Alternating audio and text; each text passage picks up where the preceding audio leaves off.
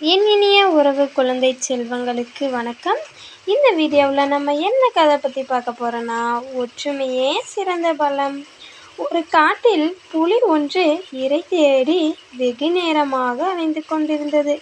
ஆனால் அதற்கு இரை எதுவும் கிடைக்கவில்லை. மதிய வேலை நெருங்கியதால் அந்த புலிக்கு தண்ணீர் தாகம் வேறு எடுத்தது. அதனால் அது காட்டில் இருக்கும் ஒரு குளத்தை நாடி சென்றது. அப்புலி அக்குளத்தில் நீர் பருக வந்த நேரத்தில் இன்னொரு புலியும் நீரை பருக அக்குளத்தை நோக்கி வந்தது. இந்த இரண்டு புலிகளுக்கும் இடையே யார் பெரியவன், யார் முதலில் நீர் அருந்துவது என்று எண்ணம் மேலாங்கியது. அதனால் அவை இரண்டுக்கும் இடையே வாக்குவாதம் முற்றி இறுதியில் சண்டை போடத் தொடங்கின. அந்த இரு புலிகள் போட்டுக்கொண்ட சண்டையில் அந்த காடே நடுநடுங்கியது. அவ்வழியே பறந்து சென்ற சில கழுகுகள் இந்த புலிகள் அடித்து கொள்வதை பார்க்க மரங்களில் ஏறியபடி அவ்விடத்தில் கூடின. பிறகு கழுகுகள் கண்களுக்கு படாதபடி சில காக்காய்களுக்கும் அவ்விடத்தில் மேலே சில மரங்களில் வந்து இறங்கின. கழுகின் எண்ணம் ஏதெனின், இந்த இரண்டு புலிகளும் சண்டையிட்டு கொண்டு இறந்துவிட்டால் அதன் மாமிசத்தை உண்டு இன்றைய பொழுதை சந்தோஷமாக கழிக்கலாம் என்பது. அதுபோல காக்காய்களின் எண்ணம் ஏதெனில், சண்டை போட்டு கொண்டு இருக்கும் இந்த இரு புலிகளுக்கும் இறந்துவிட்டால் எப்படியும் கழுகுகள் இதனை கொத்தி தின்று மீதி மாமிசத்தை வைத்துவிட்டு போகும். அதனை நாம் கூட்டமாக சேர்ந்து தின்னலாம் என்பது.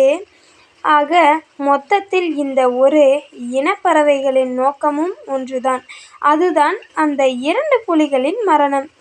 இவ்வாறு இந்த பறவைகள் எல்லாம் அந்த இரண்டு புலிகளின் மரணத்தை நினைத்து மனதில் ஆகாய கோட்டை கட்டி கொண்டு இருக்க, தற்செயலாக அவ்விடத்தில் சண்டை போட்டு கொண்டு இருந்த இரண்டு புலிகளில் ஒன்று ஆகாயத்தை நிமிர்ந்து பார்த்தது.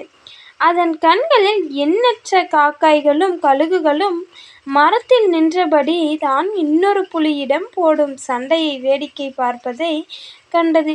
உடனே அந்த புலி அடுத்த புலியை நோக்கி, நண்பா, நாம் இருவரும் சண்டையிட்டு கொண்டு மாண்டு போய் விடுவோம் என இந்த பறவைகள் எதிர்பார்த்து கொண்டு இருப்பதை கண்டாயா அல்லவா?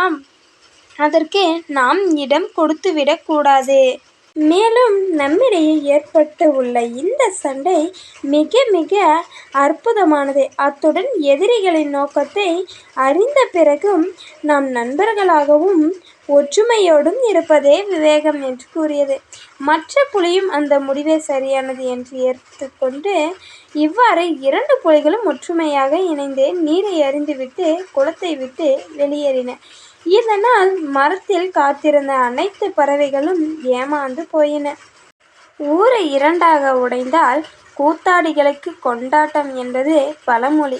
அது இன்றைய காலத்துக்கும் பொருந்தும். இரண்டு வல்லவர்கள் மோதிக்கொண்டால் பலர் அந்த சண்டையை எப்படி தங்களுக்கு சாதகமாக பயன்படுத்தி கொள்ளலாம் என்று தான் பார்க்கின்றனர். அதனால் முடிந்தவரை ஒற்றுமையுடன் இருப்பதே சிறந்தது.